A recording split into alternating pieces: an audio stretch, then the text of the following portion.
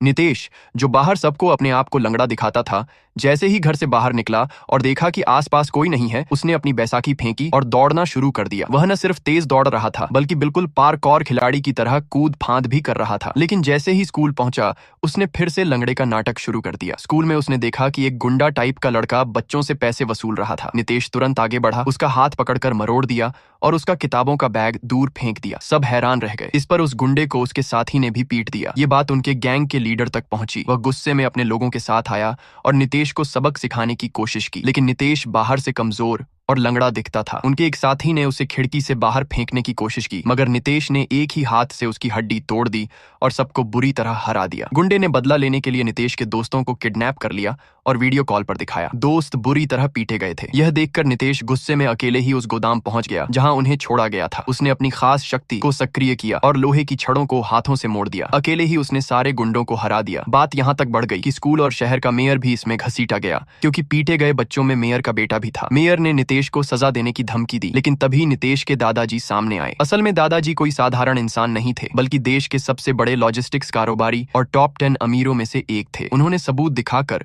उन गुंडों को अपराधी साबित किया और पुलिस को सौंप दिया। इसके बाद नितेश को सच बताया गया कि वह अकेला नहीं है। उसके दादाजी और उनके साथी असल में एक भूत भगाने वाली टीम का हिस्सा थे। दादाजी टीम को पैसे और संसाधनों से मदद करते थे। एक दूसरा साथी चोटों को ठीक करता था, एक ताकतवर योद्धा था और एक महिला कई किलोमीटर दूर से भूतों की जगह ढूंढ लेती थी। इसी बीच उन्हें खबर मिली कि पास में ही एक खतरनाक भूत आ गया है, जिसे वे लेवल 3 कहते थे। सबने तुरंत अपने हथियार और गियर पहने और उसका पीछा शुरू किया। वह भूत बहुत ताकतवर था और पीछे से हमला करता और किसी भी चोट से प्रभावित नहीं होता था। टीम के लोग मिलकर लड़े, लेकिन फिर भी उसे रोक न पाए। तभी एक अंकल जो भूत भगाने में माहिर थे ने अपना डोमेन खोला और भूत को जमीन पर पटक दिया। मगर अचानक उनका डोमेन खत्म हो गया और भूत ने उन पर हमला कर उनकी आत्मा खींच ली। उसी वक्त एक तेज रोशनी अंकल के शरीर से निकली और उड़ते हुए सीधा नितेश के शरीर में समा गई। नितेश हवा में उठ गया। उसकी आंखों से हरी चमक निकलने लगी। अब उसकी असली ताकत सामने आने वाली थी।